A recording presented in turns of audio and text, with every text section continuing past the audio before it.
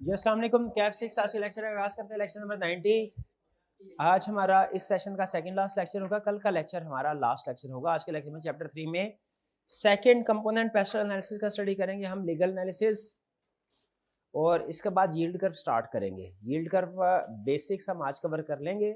इसके बाद जो उसके क्वेश्चन की प्रैक्टिस है, कंसेप्ट आज डिस्कस हो जाएगा तकरीबन, क्वेश्चन की प्रैक्टिस इसके कल करेंगे हम।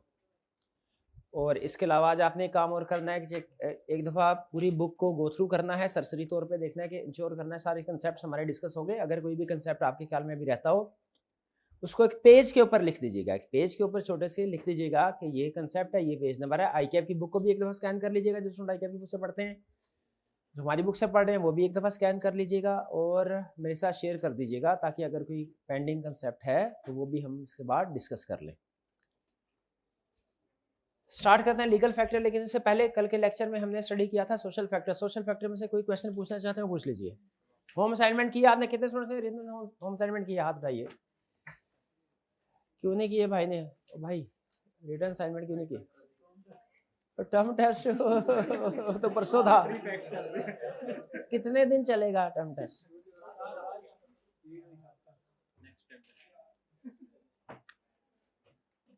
कोई क्वेश्चन सोशल फैक्टर में से? कोई क्वेश्चन नहीं है। चलिए आइए, legal factors affecting business. Legal factor affecting business में क्या सिखा रहा है? वो ये सिखा रहा है कि कोई भी बिजनेस स्टार्ट करें आप, पाकिस्तान में या पाकिस्तान से बाहर, दुनिया की हर कंट्री में हर टाइप ऑफ बिजनेस पे कुछ ना कुछ लॉ अप्लाई होते हैं। दुनिया की हर कंट्री में हर टाइप ऑफ बिजनेस पे कुछ ना कुछ लॉ अप्लाई होते हैं, depending on the nature of business, depending on type of organization जो आप कर रहे हैं। सोल प्रोवाइडर है, पार्टनरशिप की कंपनी है, लॉ वेरी हो सकते हैं। किसी एक बिजनेस पे, किसी एक टाइप ऑफ ऑर्गेनाइजेशन पे हो सकता है डिफरेंट लॉज एप्लीकेबल हो, किसी दूसरे पे डिफरेंट लॉज एप्लीकेबल हो।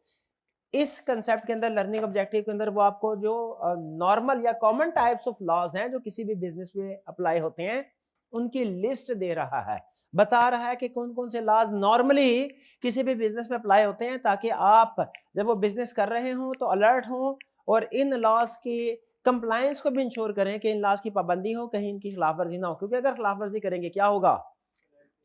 पेनल्टीज भी, गवर्नमेंट आपके फाइन भी इंपोज कर सकती है, प्लस आपका बिजनेस गवर्नमेंट बंद भी कर सकती है। ठीक है, फाइन तो फिर हल्का फुल्का सजा है, बड़ी सजा क्या गवर्नमेंट दे सकती है?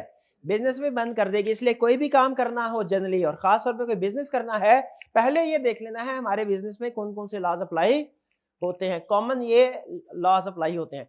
एग्जैक्ट कौन से लॉज अप्लाई होंगे ये आपको आपका लॉयर बताएगा। कोई भी बिजनेस करना हो ना, कोई भी बिजनेस करना हो, लॉयर एक जरूर उसके साथ एग्रीमेंट करना चाहिए, और एक टैक्स कंसल्टेंट के साथ इनकी अक्सर जरूरत पड़ती रहती है। कोई पुलिस वाला भी वाकिफ हो तो ज्यादा अच्छा है? बहरहाल चलिए, लीगल फैक्टर्स अफेक्टिंग बिजनेस क्या कह रहा है? एक countries law regulation business practice. Country law regulates, क्या लॉ रेगुलेट? Business practices. लोगों को तो रेगुलेट करता ही है, बिजनेस को भी रेगुलेट करता है कि बिजनेस की मर्जी है, जो बिजनेस जो करना चाहे करे, जो चीज बेचनी है बेचे, जिंदा मुर्गी, मुर्दा मुर्गी, जो मर्जी बेचता रहे, कोई प्रॉब्लम नहीं है। प्राइस जो मर्जी चार्ज करे, कम करे, ज्यादा करे, जिस मर्जी एम्प्लॉय से काम ले, चाहे वो 7-8 साल के बच्चे क्यों ना हो, जितना मर्जी काम ले, चाहे एक दिन में 16-16 घंटे क्यों ना हो, चाहे धूप में काम करवाए, चाहे ठंडा पानी ना दे पीने को, सब कुछ चलेगा।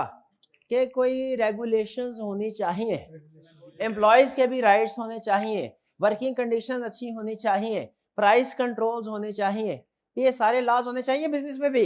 यही समझा रहा है कि it is most important for a manager to study law of country where business is being done. Here are some examples कि कैसे लॉ इफेक्ट करता है। पहली एग्जांपल पॉलिटिकल और लीगल मिक्सचर की है। 1970s में गवर्नमेंट ऑफ पाकिस्तान ने जितने भी प्राइवेट बड़े बड़े बिजनेस थे उनको नेशनलाइज कर लिया था। साल की मेहनत की, एंटरप्रेन्योर ने फैक्ट्री खड़ी की, उसके बाद गवर्नमेंट ने अपने कब्जे में कर लिया। और बताइए, इन्वेस्टर किसी काबिल रहा होगा बेचारा, जिसकी सारी उम्र की कमाई एक तरह से गवर्नमेंट रख ली हो। ना सिर्फ ये कि वो मूव कर गए जो एंटरप्रेन्योर्स थे, बल्कि जो फ्यूचर में जिन लोगों ने आना था वो भी नहीं। और आज तक ये एग्जांपल है कि पाकिस्तान में बिजनेस करेंगे, अगर बिजनेस सक्सेसफुल हो गया तो फिर रिस्क है। क्या रिस्क है? गवर्नमेंट नेशनलाइज कर सकती है। प्रेसिडेंट एग्जांपल सेट हो गई ना सारी उम्र के लिए। फिर क्या करें, 2007 एक और एग्जांपल सुने, ये भी इंटरेस्टिंग एग्जांपल, शायद मैंने पहले कभी आपके साथ डिस्कस किया हो, कि large shipment of genetically modified corn, genetically modified food समझते हैं, ठीक है, कि जिस तरह हम इंसानों की जीन्स होते हैं तो फूड्स के भी जीन्स, तो उनको चेंज कर दिया जाता है ताकि उनमें बीमारियों के खिलाफ लड़ने की कुव्वत ज्यादा पैदा हो। लेकिन इसको कुछ कंट्रीज में गलत करार दिया जाता है और बैन किया गया है कि जेनेटिकली मॉडिफाइड फूड्स इलीगल है। कुछ कंट्रीज में लीगल है, यूएसए में लीगल है, यूके में इलीगल है, यूरोप में इलीगल है। लेकिन अगर आप यूएसए के एक्सपोर्टर हैं, जिसने यूरोप का, यूके का लॉ नहीं पढ़ा हुआ, तो उसने क्या किया था, उसी एक बंदे ने, उसने लॉ नहीं पढ़ा था, उसने क्या किया, उसने कहा इधर तो जेनेटिकली मॉडिफाइड फूड्स खूब चलता है, यूरोप में भी एक्सपोर्ट करते हैं, उधर भी खूब चलेगा, शिपमेंट भेज दी, बड़ी शिपमेंट थी, उन्होंने शिपमेंट यूरोप में अनलोड भी नहीं होने दी, उन्होंने कहा उधर ही खड़े रहो, सामान तुमने अनलोड भी नहीं करना, इसको वापस ले जाओ। अब इतना बड़ा नुकसान, और फिर एक तो आने जाने का किराया, और दूसरा आपको पता है फूड आइटम्स होते भी पेरिशेबल है, वो खराब हो गए सारे, बेचारा शायद वो बैंकरप्ट हो गया होगा, इसके बाद की कहानी का मुझे नहीं पता, लेकिन मेरा ये ख्याल है कि मोस्ट प्रोबेबली या 2-3 साल तक तो वो कोई और एक्सपोर्ट करने के काबिल नहीं रहा होगा। तो क्या मुझे ये बताइए, किसी भी मुल्क में बिजनेस करने से पहले क्या साबित होता है, उस मुल्क का लॉ स्टडी करना चाहिए कि नहीं? यही बता रहा है, कह रहा है different types of law affecting business. पहले उसने इस पैराग्राफ में आपको इंपोर्टेंस बताई कि लॉ पढ़ना क्यों जरूरी है, अब बताना चाह रहा है कि कौन कौन सा लॉज पढ़ना चाहिए आपको, और आप नोट करेंगे इनमें से जो लॉज हैं वो अक्सर आपको सीए में पढ़ाए भी जाते हैं। क्या इसलिए ताकि आपने लीगल प्रैक्टिस करनी है, केस लड़े, दरख्त के नीचे अपना ऑफिस बनाए,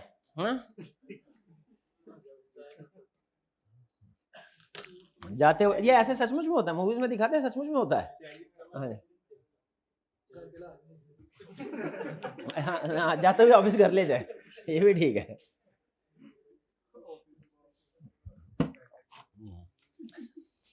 चलिए, different types of law affecting business. सबसे पहले कंपनी लॉ।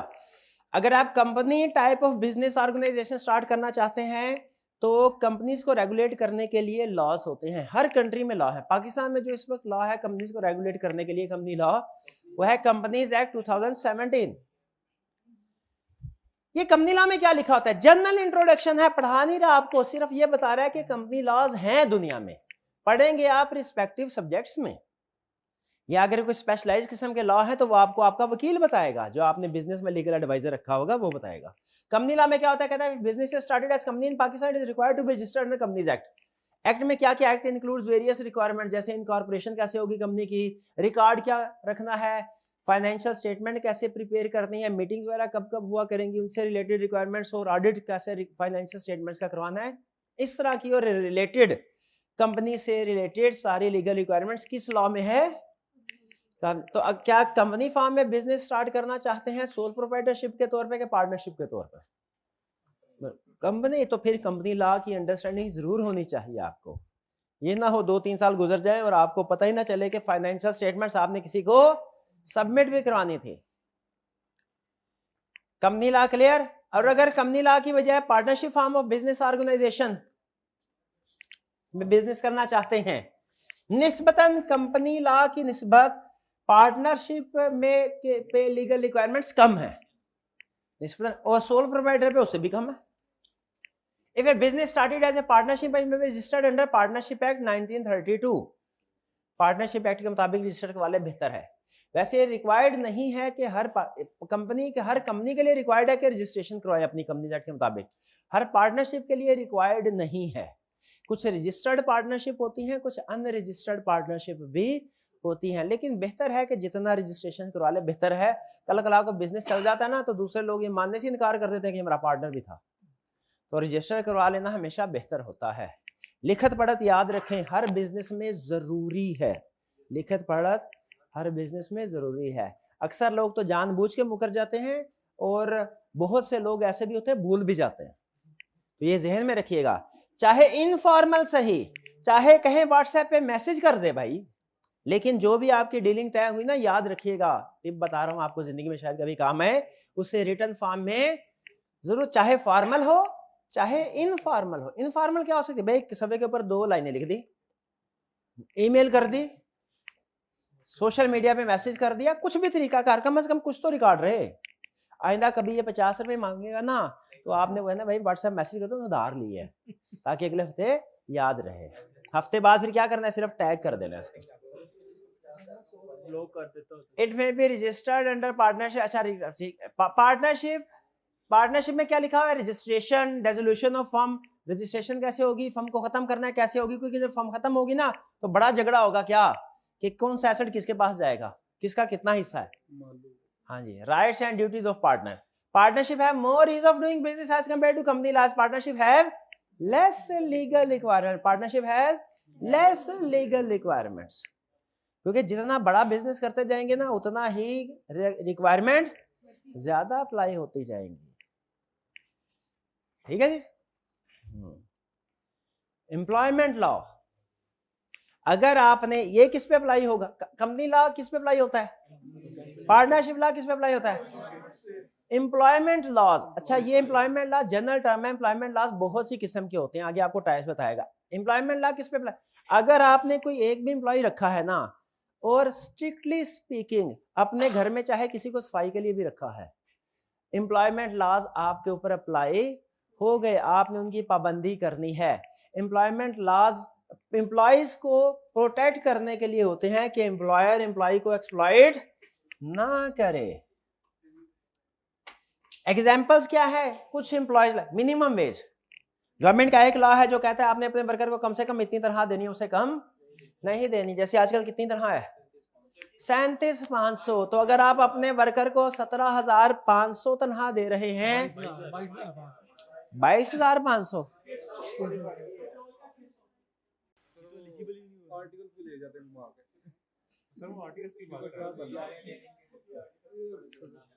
छोड़ें ऐसे,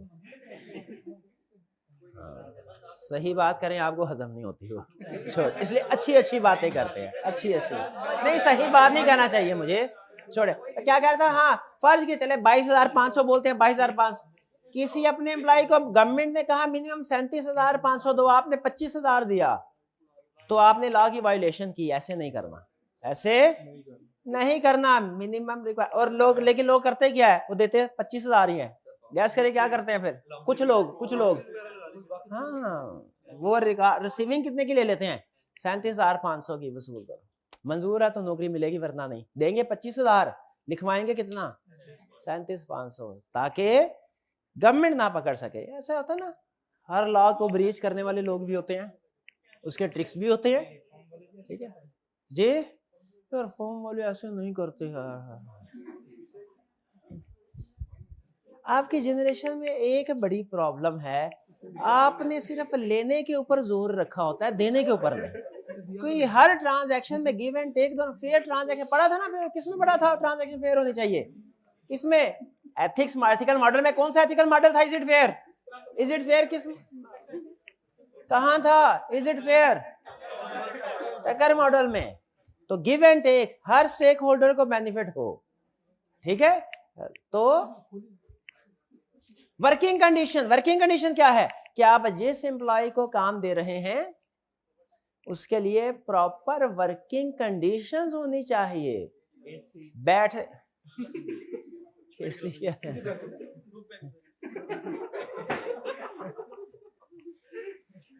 गर्मियों में हवा का इंतजाम हो, खुली हवा या पंखे की हवा, पीने के लिए ठंडा पानी हो, ये वर्किंग कंडीशन है।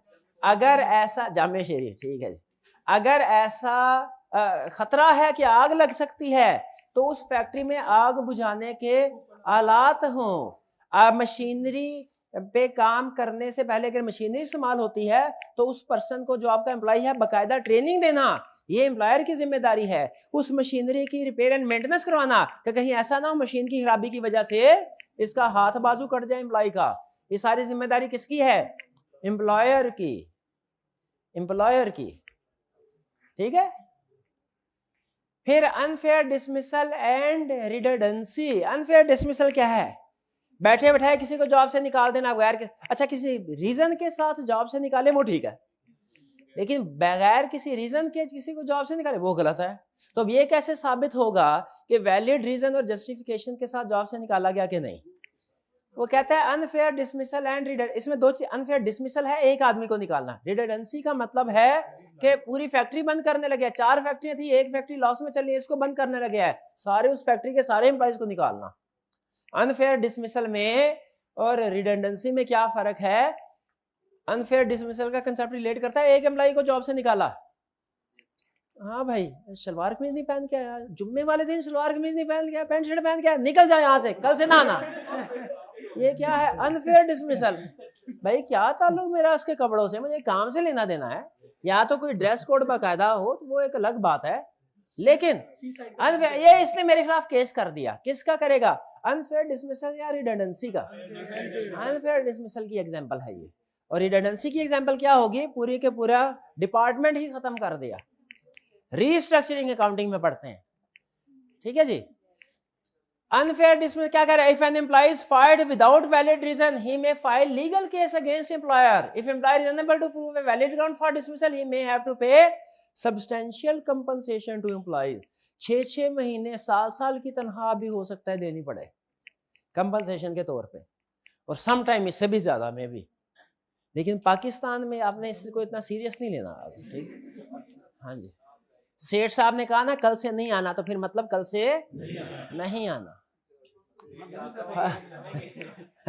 समझ गए ना?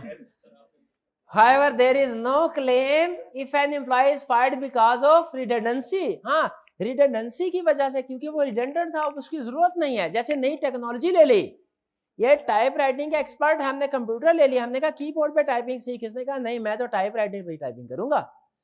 अब वो बिजनेस की नेचर चेंज, अपग्रेड हो गया। आपको पता है अब स्किल्स को भी अपग्रेड करते रहना चाहिए ना, क्योंकि अब अगर एम्प्लॉयज में स्किलफुल एम्प्लॉय था 10 साल तक काम करता रहा, अब टेक्नोलॉजी चेंज हो गई और बिजनेस ने न्यू टेक्नोलॉजी ऑप्ट की, तो पुरानी टेक्नोलॉजी वाले जितने भी लोग थे सारे क्या हो गए? रिडंडेंट, सबको निकाल दिया। ये वैलिड रीजन है रिडंडेंट होना एम्प्लॉयज का, और उस वजह से उनको निकालना, ये एक वैलिड रीजन समझी जाती है। लेकिन इसकी भी शर्त है, क्या? Transfer of employees considered before removal. Removal से पहले कंसीडर करें कि क्या इस एम्प्लॉय को किसी और डिपार्टमेंट में एडजस्ट किया जा सकता है। चलो ये टाइपिंग इसने नहीं सीखी, हाँ भाई टाइपिंग तूने कहा था कंप्यूटर पे सीख ले, नहीं सीखी कोई बात नहीं, झाड़ू पोंछा कर सकते हो, ऐसे उस डिपार्टमेंट में शिफ्ट कर दे। और अगर ये भी नहीं कर सकता फिर क्या करे? बर्तन धोआ, ठीक है। There is no bias in selection of redundant. और दूसरा, रिडंडेंट एम्प्लॉयज की सिलेक्शन में बायसनेस नहीं होनी चाहिए। ऐसा नहीं कि अपनी मर्जी के एम्प्लॉयज को डिपार्टमेंट में, जैसे कोई एक फैक्ट्री बंद करनी है तो अपने फेवरेट, अपने पसंद के एम्प्लॉयज को रख लिया और बाकी को जवाब दिया, ऐसे नहीं। जब रिडंडेंट करना है ऑर्गेनाइजेशन के अंदर, रिडंडेंसी आपने अकाउंटिंग में भी पढ़ी होगी ना, तो सारे एम्प्लॉयज को एक जैसा क्राइटेरिया अप्लाई करके रिडंडेंट करना है। डन? ये भी एम्प्लॉय का राइट है कि उसको बगैर किसी वैलिड रीजन के निकालना ना जाए। ये है अनफेयर डिसमिसल रिडंडेंसी। ये सारे एम्प्लॉयमेंट लॉ समझ आया आपको? मिनिमम वेजेस कंसेप्ट समझ आ गया? वर्किंग कंडीशन समझ आ गया? Unfair dismissal and redundancy. Discrimination नहीं करनी चाहिए, फर्क नहीं होना चाहिए। ए मेरे भाई दाढ़ी वाले, तेरे को 30% इंक्रीमेंट दिया, ए क्लीन शेव बंदे तेरे को 10% दिया, ये क्या है? ये डिस्क्रिमिनेशन है। ऐसा नहीं होना चाहिए भाई, वो उसका जाती फेल है, कोई दाढ़ी रखे अच्छी बात है, नहीं रखे तो हमें एज एम्प्लॉयर को भाई मुनाफा आना चाहिए। हमें एज एम्प्लॉयर मुनाफे से गर्ज है, तो जो काम कर रहा है अगर बगैर दाढ़ी के वो ज्यादा अच्छा काम कर रहा है तो बोनस उसका। डिस्क्रिमिनेशन नहीं होनी चाहिए। लॉ क्या कहता है? कानून। एथिक्स नहीं पढ़े, रिलीजियन नहीं पढ़े। हालांकि हमें बिजनेस करते हुए एथिक्स को भी फॉलो करना चाहिए और रिलीजन को भी फॉलो करना चाहिए, ताकि दीन और दुनिया साथ साथ, यही है ना। लेकिन फिलहाल हम क्या पढ़ रहे हैं? दुनिया। हाँ दुनिया, तो वही बात करेंगे ना, ठीक है। तो ये डिस्क्रिमिनेशन की एक एग्जांपल है। ये भाई इसकी, ये लाहौर का भाई है, ये कामोकी का है, इसको ये पत्तों की का है। लाहौर वाले को 50% इंक्रीमेंट, कामोकी वाले को 30%, पत्तों की वाले को कहा भाई कल से ना आना। ये क्या है? डिस्क्रिमिनेशन नहीं होनी चाहिए। क्या समझा रहा है डिस्क्रिमिनेशन? अगर डिस्क्रिमिनेशन की बेसिस बहुत सी हो सकती हैं, जैसे मैंने आपको 2 एग्जांपल दिया है, एक फिजिकल अपीयरेंस एग्जांपल दी है, ठीक है। फिजिकल अपीयरेंस बेसिकली इस वजह से दी है, गोरा काला के बेस पे डिस्क्रिमिनेशन बात होती है, जेंडर की बेस पे, रेस की बेस पे डिस्क्रिमिनेशन, तो डिस्क्रिमिनेशन नहीं होनी चाहिए। अगर डिस्क्रिमिनेशन जेंडर की बेस पे हो तो इसे कहा जाता है जेंडर इक्वालिटी इशू। ये जेंडर इक्वालिटी इशू भी एक स्पेसिफिक टाइप है डिस्क्रिमिनेशन ही की, कि अगर डिस्क्रिमिनेशन की जाए on the basis of gender तो ये जेंडर डिस्क्रिमिनेशन कहलाती है। कहता है ये पाकिस्तान के जितने भी शहरी हैं, खा वो मर्द हो औरत हो, मेल फीमेल सबके राइट्स है, सबको इक्वल अपॉर्चुनिटीज, वर्क प्लेस पे सबको इक्वल अपॉर्चुनिटीज मिलनी चाहिए। और अगर नहीं मिलती, आजकल तो मेरा ख्याल है कोई लॉ भी, जो हमारे नए प्राइम मिनिस्टर कह रहा हूँ, सीएम साहिबा हैं, हाँ, इन्होंने कुछ खवातीन के लिए मेरा ख्याल है कुछ लॉज भी जो है, उसमें शायद जेंडर इक्वालिटी का भी उसमें कुछ रिफाइनमेंट्स हैं लॉज के। बहरहाल, तो gender equality means man and women should have equal access to resources and opportunities, चाहे वो एजुकेशन की हो, चाहे वो जॉब की हो। क्लियर? चलिए, डाटा प्रोटेक्शन लॉज, ये किस तरह के बिजनेस पे, अगर आपका बिजनेस ऐसा है, देखिए सबसे पहले तो हमने ये देखना है कि ये लॉ हमारे किन किन टाइप्स ऑफ बिजनेस पे एप्लीकेबल है। अगर आपका बिजनेस ऐसा है जो कि अवाम से उनकी पर्सनल इंफॉर्मेशन कलेक्ट करता है, तो फिर आपकी जिम्मेदारी होगी, आपने उनका पर्सनल डाटा प्रोटेक्ट करना है। जैसे पहली एग्जांपल कॉलेज की, इसी कॉलेज की शुरू करते हैं। क्या आप अपना पर्सनल डाटा एडमिशन के वक्त कॉलेज को सबमिट करवाते हैं? कॉलेज की जिम्मेदारी है उसको प्रोटेक्ट करे, ना किसी के साथ आगे शेयर करे, ना खुद बगैर उस जो स्पेसिफिक पर्पस जिसके लिए दिया गया उसके अलावा किसी और पर्पस के लिए भी यूज ना करे, मार्केटिंग के लिए यूज ना करे, कोई एम्प्लॉय भी इसका मिस यूज ना करे। ये ना हो शाम को कोई एम्प्लॉय भाई को कॉल करे, मैसेज करे, ए भाई तेरे को 30% डिस्काउंट चाहिए तो अभी मुझे आधी फीस जमा करवा दो, मैं तुम्हारा कॉलेज में 30% डिस्काउंट पे एडमिशन करवाता हूँ। भाई ने जमा करवा दिया, उसके बाद मोबाइल ऑफ, मोबाइल ऑफ। ठीक है, तो इसमें गलती किसकी है? पहली गलती भाई की है, ऐसे थोड़ी होती है एडमिशन। दूसरी गलती कॉलेज की भी है कि अगर ये इस कैसे पता चला किसी अननोन पर्सन को कि ये बंदा कॉलेज का स्टूडेंट है और इसने आगे एडमिशन लेना है, कौन से सब्जेक्ट पढ़ रहा है और आगे के, ठीक है, इसका मतलब डाटा कहीं से लीक हुआ होगा। और कौन सी बिजनेस एग्जांपल्स ऐसी हैं जो आपके ख्याल में पर्सनल डाटा कलेक्ट करते हैं सिटीजन का? बैंक्स, नादरा, टेलीकॉम सेक्टर, बिल्कुल काफी है example.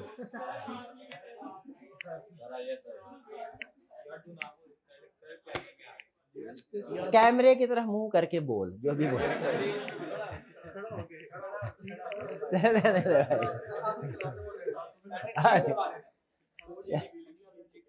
Cyber loss, cyber loss क्या है कि laws related to internet. Internet पे आपको पता है बहुत से लॉ की वायलेशन होती है, जैसे कोई गद्दारी की कैंपेन चलाना, गद्दार होते हैं, दहशतगर्द होते हैं, कौमी तरक्की को नुकसान पहुंचा वगैरह वगैरह वगैरह। तो इंटरनेट पे कोई भी आप क्राइम करते हैं, ये उन बिजनेसेस के लिए याद रखें जो इंटरनेट पे बिजनेस कर रहे होते हैं या अपने बिजनेस में इंटरनेट को यूज कर रहे होते हैं। उन्होंने अपने आप को साइबर क्राइम से बचाना होता है, उनकी जिम्मेदारी है, उनकी जिम्मेदारी है। घर में बाज़ औक़ात ऐसे होता है ना, छोटे होते प्लेट टूट जाती थी, एक तो प्लेट टूटती थी और ऊपर से वालदा की चपेट भी लगती थी। उसी तरह बाज़ औक़ात ऐसा होता है, ऐसे बिजनेसेस जो कि इंटरनेट, हाँ जी चपेट की एग्जांपल दे रहा हूँ ना, इंटरनेट यूज करने हैं। जैसे बैंक्स है, आपको पता है बैंक्स अपने ट्रांजैक्शन के लिए इंटरनेट पे रिलाई करते हैं, ऑनलाइन ट्रांजैक्शंस के लिए।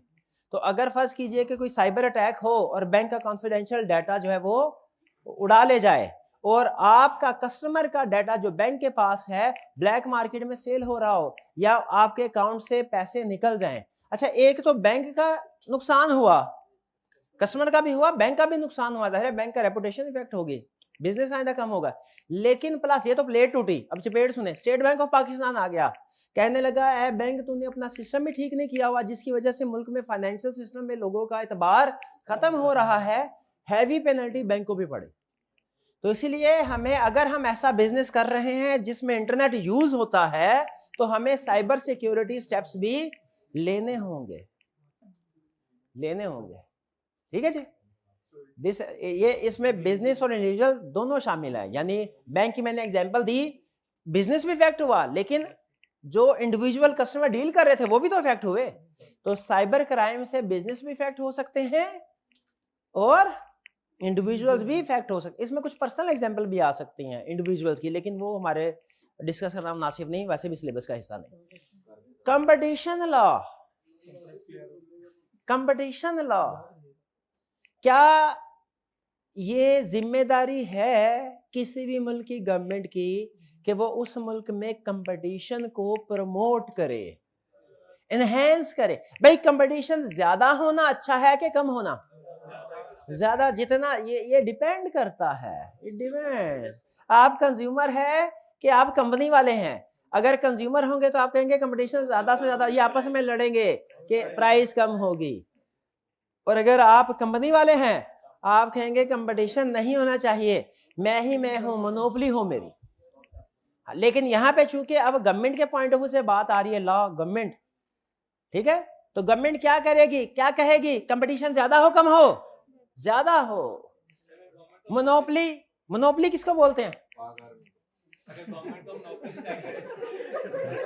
तुम्हारा कोई पर्सनल इशू लगता है मुझे, मानना क्या है? बड़े भाई पे कोई केस हुआ नौमी का? क्या हुआ? कम मोनोपोली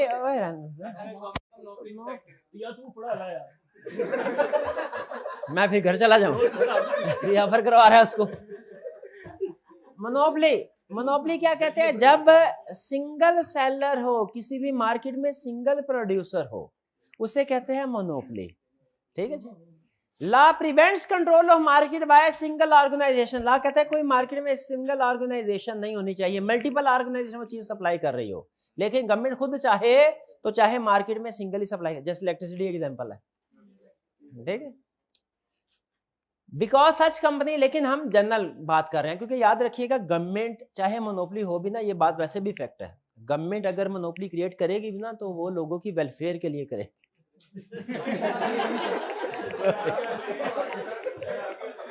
मैं बिजली के बिल याद आ गए। Such company may charge high prices and may create barriers for other आर। भाई इससे एग्री करते हैं कि अमूमी तौर पे, लेकिन फिर भी प्राइवेट कंपनी की मोनोपोली से गवर्नमेंट की मोनोपोली कंपैरेटिवली फिर भी बेहतर है। Government usually investigates when a company grows too much और merge with other companies to create monopoly in. Pakistan में तो इतने कंपनीज ही नहीं है, ठीक है, ये प्रॉब्लम पाकिस्तान में। लेकिन यूनाइटेड स्टेट्स में इस तरह के बहुत से केसेस हैं जब इवन कंपनीज ने एक दूसरे को एक्वायर करने के एग्रीमेंट किए थे, लेकिन गवर्नमेंट ने उनको तोड़ दिया। हालांकि कंपनी, एक बड़ी कंपनी छोटी कंपनी को खरीदना चाहती है, खरीदने वाला भी राजी, बेचने वाला भी राजी, प्राइस भी एग्री हो गई, एग्रीमेंट भी हो गया, गवर्नमेंट ने उस एग्रीमेंट को कैंसिल कर दिया। उसने कहा नहीं, ये मजीद मोनोपोली क्रिएट होगी विद इन द इकोनॉमी। तो गवर्नमेंट इस तरह की इन्वेस्टिगेशन करती है ताकि किसी के पास मोनोपोली पावर ना आए with in the country. Monopoly का मतलब है सिंगल सेलर। कोल्यूजन उससे थोड़ा सा डिफरेंट कंसेप्ट है। कोल्यूजन का मतलब है सेलर्स की तादाद एक से ज्यादा है, लेकिन वो उन्होंने मिल के आपस में एग्रीमेंट कर लिए हैं और एक शेयर्ड स्ट्रेटजी के मुताबिक बिजनेस कर रहे हैं। इसमें सिंगल कंपनी नहीं है, कंपनी मल्टीपल्स है, लेकिन उन्होंने मिल के ऐसे बिहेव करना शुरू कर दिया जैसे कि वो सिंगल प्रोड्यूसर है, क्योंकि थ्रू एग्रीमेंट उन्होंने अपनी पॉलिसीज, अपनी स्ट्रेटजीज सेम कर दी। कितनी प्रोडक्शन की जाएगी, प्राइस क्या रखी जाएगी, किस किस एरिया में डिलीवरी की जाएगी, वगैरह वगैरह। कोल्यूजन भी ये एक तरह से इलीगल ही है, गवर्नमेंट इसको भी डिस्करेज करती है। Collusion means two or more business secretly make agreement to do something, for example to set minimum prices और to avoid competition for mutual benefits against public interest. It is usually illegal, ज़हन में रखिएगा, collusion usually illegal है। Price controls, government क्या price control measure implement करती है? बिल्कुल, लेकिन अमूमी तौर पे किन के ऊपर? नेसेसिटीज ऑफ लाइफ के ऊपर, लग्जरीज ऑफ लाइफ के ऊपर नहीं, क्योंकि लोगों के लिए ज्यादा जरूरी नेसेसिटी ऑफ लाइफ है। ठीक है, जैसे इलेक्ट्रिसिटी, वाटर, इलेक्ट्रिक गैस वगैरह। या इसी तरह जो है फूड आइटम्स हैं, इन पे भी गवर्नमेंट दालें वगैरह है, डिपार्टमेंटल स्टोर पे जाए तो लिखा, क्या लिखा होता है वो, चने की दाल नहीं लिखा था, डीसी रेट पे भैया है। कंज्यूमर प्रोटेक्शन, कंज्यूमर को कैसे प्रोटेक्ट किया जाए। जैसे कंज्यूमर ने, अब होता क्या कंज्यूमर प्रोड्यूसर में, कंज्यूमर ने कहा भाईजान मुझे ये एसी बेच दीजिए इस प्राइस में और घर डिलीवर कर दीजिए। घर पहुंचा, एसी चल नहीं रहा, बैठा दबाया, वो चलता है, थोड़ी देर के बाद बंद हो जाता है, हवा ठंडी नहीं फेंक रहा, गर्म हवा फेंक रहा है। मसले मसाइल हो सकते हैं। हो सकता है प्रोडक्ट एज पर स्पेसिफिकेशन ना हो, डिलीवरी डेट के मुताबिक ना डिलीवर की गई हो, उसमें क्वांटिटी का फर्क हो सकता है, क्वालिटी का फर्क हो सकता है, स्पेसिफिकेशन का फर्क हो सकता है। ये जो कंज्यूमर प्रोटेक्शन लॉज है ये इंश्योर करते हैं कि कस्टमर को एज पर एग्रीमेंट चीजें डिलीवर हों। एक कॉन्ट्रैक्ट लॉ है जो ये बताता है कि अगर गुड एंड जो सप्लायर और बायर के दरमियान में कॉन्ट्रैक्ट हुआ है, इसकी पाबंदी अगर ना की जाए तो बायर के पास क्या राइट्स हैं या सेलर के पास क्या राइट्स हैं। फिर एक सेल ऑफ गुड्स एक्ट है जो ये बताता है कि अगर सेलर ने as per description goods provide नहीं की तो फिर बायर के पास, कंज्यूमर के पास क्या राइट है कि वो उससे डैमेजेस ले सकता है। वो एक इंटरेस्टिंग केस में छोटा सा अखबार में खबर आई थी, केस क्या था, छोटी सी खबर थी कि सारिफ कंज्यूमर ने टेलर को कपड़े दिए, वो बेसिकली फीमेल थी, उन्होंने अपनी शादी पे कोई लहंगा वगैरह था वो सिलवाना था और टेलर को दिया, उसने खराब कर दिया। अब वो खराबी की नोयत आपको पता है, न्यूज में इतनी डिटेल में नहीं जाते, खराब कर दिया जिसकी वजह से वो खातून अपनी शादी वाले दिन वो लहंगा नहीं पहन सकी। प्रॉब्लम हुई होगी इनकन्वीनियंस की, उन्होंने उसके खिलाफ केस कर दिया और कंज्यूमर कोर्ट होती है जो ये sale of goods act cases deal करती हैं, उन्होंने उससे शायद 1.5-2 लाख हर्जाने के तौर पे अदा करना पड़ा। हालांकि 50,000 का शायद वो ड्रेस होगा लगभग, लेकिन 1.5-2 लाख जुर्माना अदा करना पड़ा। तो ये कंज्यूमर को प्रोटेक्ट करने के लिए लॉस है, इन्हीं लॉस की वजह से तो जुर्माना मिला। और असल में उसके साथ तो जो हुआ सो हुआ, लेकिन आइंदा के लिए दूसरे जितने भी टेलर थे वो अलर्ट हो गए होंगे कि भाई हमने इस तरह काम नहीं करना। दर्जी क्या हुआ था, इत्तिकाफ में बैठ गया था, कोई बात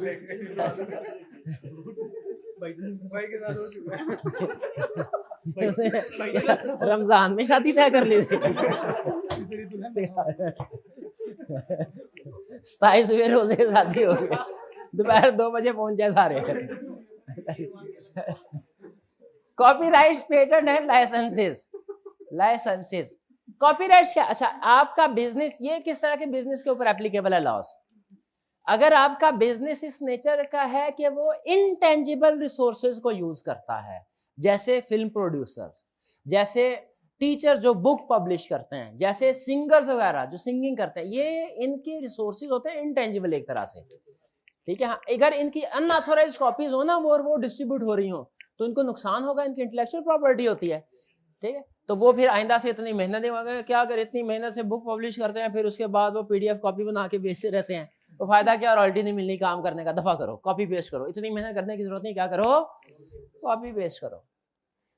तो बहरहाल इस तरह के प्रोटेक्ट करने के लिए, ताकि जो भी क्रिएटिव वर्क है, जो भी इंटेलेक्चुअल प्रॉपर्टी है, उसको प्रोटेक्ट करने के लिए कॉपीराइट्स, पेटेंट्स और लाइसेंस, ये 3 तरह के लॉज हैं। अब इनमें फर्क क्या, ये फर्क बजाहिर ये एक जैसे लगते हैं, लेकिन इनमें फर्क देखिएगा। These laws protect intellectual property, underline करें, फिजिकल प्रॉपर्टी नहीं, इंटेलेक्चुअल प्रॉपर्टी समझ आ रहा है क्या। कॉपीराइट क्या है, copyright protect original creation from being copied और रिप्रोड्यूस्ड, ठीक है। यानी आप बगैर ओनर की इजाजत के न्यू कॉपी क्रिएट नहीं कर सकते, यह है कॉपीराइट। एक कॉपी भी क्रिएट होगी ना, छपेगी किताब, तो ओनर की इजाजत के साथ होगी। एक सॉन्ग भी अगर किसी जगह पे कॉपी होगा, उसके ओनर सिंगर की इजाजत से होगा। बुक्स, म्यूजिक, आर्ट वर्क, इसको कॉपीराइट करवाया जाता है। फिर है पेटेंट्स। पेटेंट्स का ताल्लुक इस तरह आर्ट वर्क से, क्रिएशन से नहीं है, पेटेंट्स का ताल्लुक है मैन्युफैक्चरिंग करने से। Patent give exclusive right inventor to produce a good. Formulas, जैसे फर्ज कीजिए हमने कोई मेडिसिन बनाने का फार्मूला बना लिया एक साइंसदान ने, अब उसने उसको पेटेंट करवा लिया। ये टॉमस एडिसन ये काम करता था, टेस्ला बेचारा वो इन्वेंशन करता था, वो उसको पेटेंट करवा लेता, किताबों में ये लिखा हुआ है। तो जो पेटेंट्स क्या है कि आपने अगर एक चीज इजाद की है, अब आप उसकी प्रोडक्शन या मैन्युफैक्चर वही कर सकता है। जैसे मैंने आपको बताया मेडिसिन, कोई फार्मूला, हमने अच्छी मेडिसिन जो कैंसर का इलाज कर सकती है जल्दी, वो किसी फार्मास्यूटिकल कंपनी ने अगर इजाद कर ली तो वो क्या करवाएगी? पेटेंट। अगर वो पेटेंट करवा ले तो वो फार्मूला कोई और इस्तेमाल नहीं कर सकता, चोरी नहीं कर सकता। लेकिन पेटेंट में एक जगह मैं पढ़ा था एक अजीब सी बात, एक कंपनी ने एक बहुत ही यूनिक प्रोडक्ट थी वो इजाद की और पेटेंट नहीं करवाई। पेटेंट किस लिए नहीं करवाई? क्योंकि कम से कम पेटेंट करवा, हालांकि पेटेंट करवाने से क्या होगा, 10 साल 20 साल का लाइसेंस मिलता है। 10 साल 20 साल का, 10 साल या 20 साल तक जितने सालों के लिए भी पेटेंट करवाया जाए वो लॉ डिसाइड करता है, 10 ईयर्स या 20 ईयर्स, तब तक कोई और प्रोड्यूस नहीं कर सकता। उस कंपनी ने पेटेंट नहीं करवाया। पूछा क्यों नहीं करवाया? उन्होंने कहा पेटेंट करवाने के लिए हमें अपना फार्मूला कम से कम रेगुलेटरी अथॉरिटी को डिस्क्लोज करना पड़ता, जो आज नहीं लेकिन 10 साल या 20 साल के बाद पब्लिक हो जाता, लोग उसको यूज कर सकते हैं। हम इसको चाहते हैं कभी भी किसी को पता ना चले, हमने पेटेंट ही नहीं करवाया। ले कोई इजाद कर सकता है इस जैसी चीज तो बना ले, कोई अगर जान सकता है क्या फार्मूला इस्तेमाल किया था तो बना ले। हाँ, ले कोका कोला ने पेटेंट मेरा नहीं करवाया, नहीं करवाया पेटेंट, वो शायद फिर इसी वजह से नहीं करवाया उन्होंने। Secret formula. लाइसेंस, लाइसेंस क्या है? Permission from owner of a right to a third party to use right. License में आपके पास कोई राइट होता है, आप यानी कोई इसमें चीज प्रोड्यूस नहीं हो रही कि आप किसी चीज को यूज कर सकते हैं। इसकी एग्जांपल यूज समझिए जैसे हमारे ऑनलाइन लेक्चर्स, ठीक है। अब अगर फर्ज कीजिए हाँ ऑनलाइन लेक्चर मैंने हम कॉलेज ने कॉपीराइट अगर करवा लिए तो इसका मतलब क्या है कि कोई दूसरा कॉलेज इन लेक्चर में जो भी कंटेंट यूज हुआ है उसको क्रिएट नहीं कर सकता। यह है कॉपीराइट, कंपेटिटर से बचाने के लिए। और जो लाइसेंस है ये क्या है? अच्छा, अगर स्टूडेंट इसको हासिल करना चाहते हैं तो वो हासिल कर सकते हैं, लेकिन उनको सर्टेन टर्म एंड कंडीशन के मुताबिक इजाजत दी जाएगी कि आपको सिर्फ 6 महीने के लिए एक्सेस मिलेगी, ठीक है। और इसमें ये टर्म्स एंड कंडीशन होगी। ये होता है लाइसेंस। लाइसेंस होता है कॉपीराइट में स्टेप नंबर 1 में कंपनी कॉपीराइट, कॉपीराइट का मतलब है हमारा कंटेंट कोई और प्रोड्यूस नहीं कर सकता, ठीक है। लाइसेंस जैसे फर्ज कीजिए अगर मैं बुक पब्लिश करवाता हूं और मैं कॉपीराइट करवा रहा हूं तो उसका मतलब है ये बुक कोई और कोई भी पब्लिश नहीं कर सकता।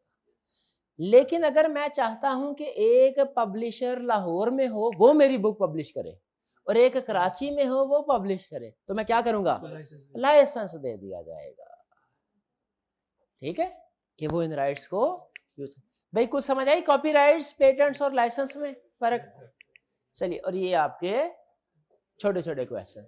इसके साथ ही हमारा पेस्टल एनालिसिस की थ्योरी भी खत्म। ऐसा ही है, क्लास में कोई ऐसा स्टूडेंट जिसने कल पेस्टल एनालिसिस का एक केस स्टडी रिटन फॉर्म में की हो?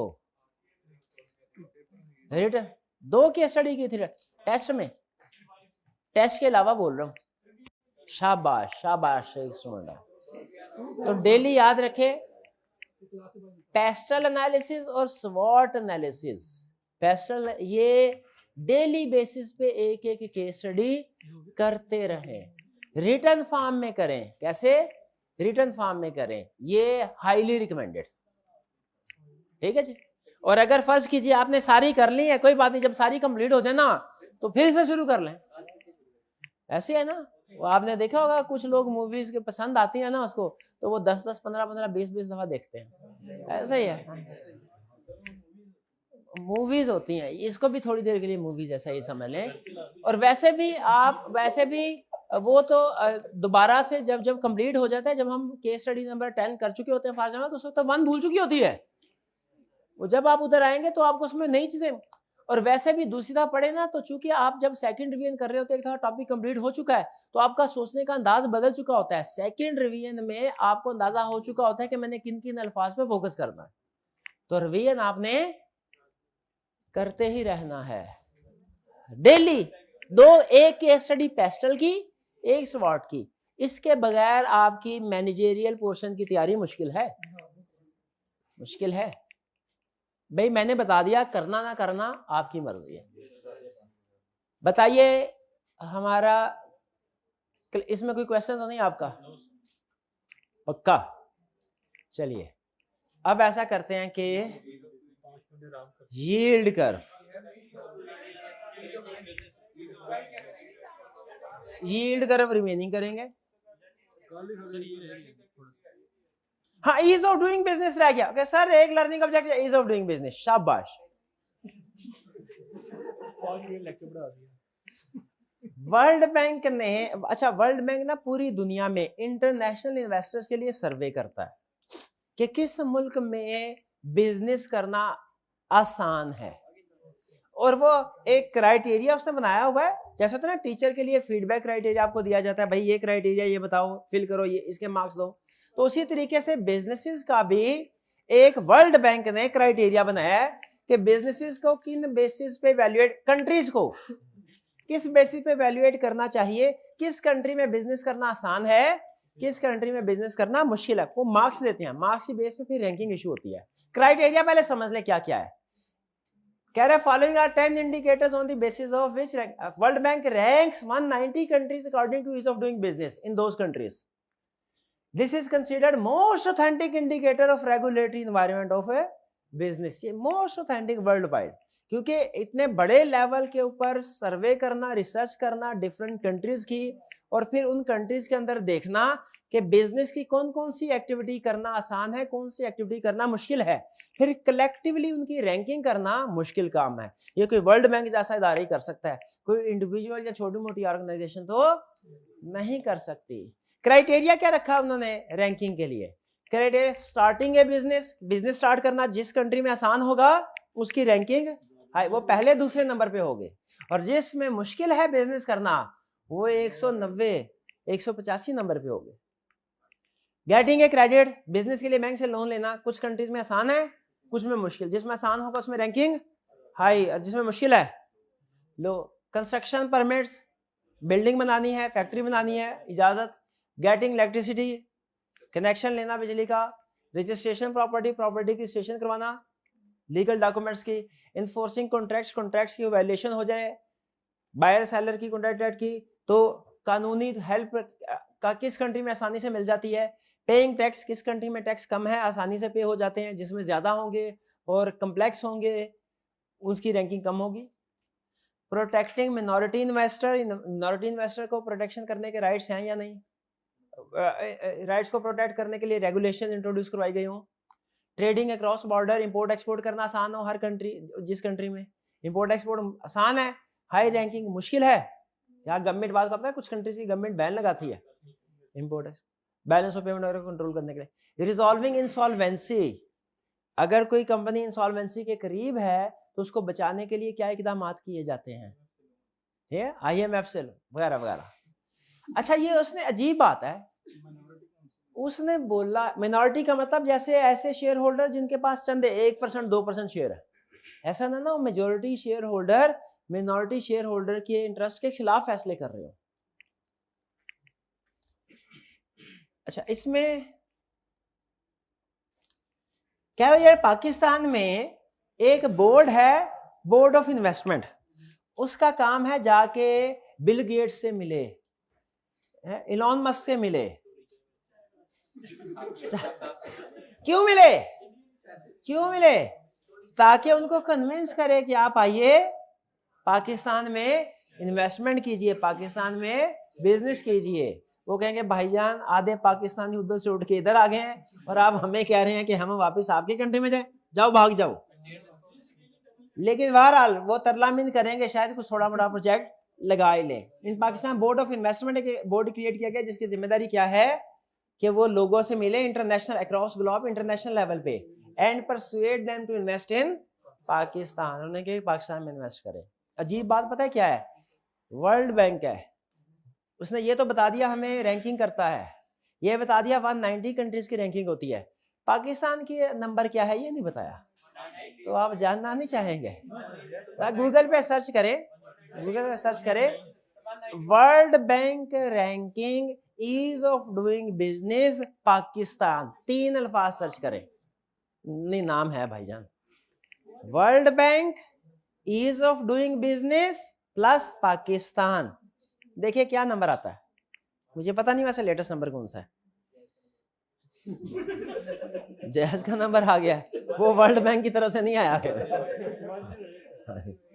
108 108वां नंबर है। चले फिर भी 8 अचीवमेंट है, 82 कंट्रीज हमसे भी पीछे हैं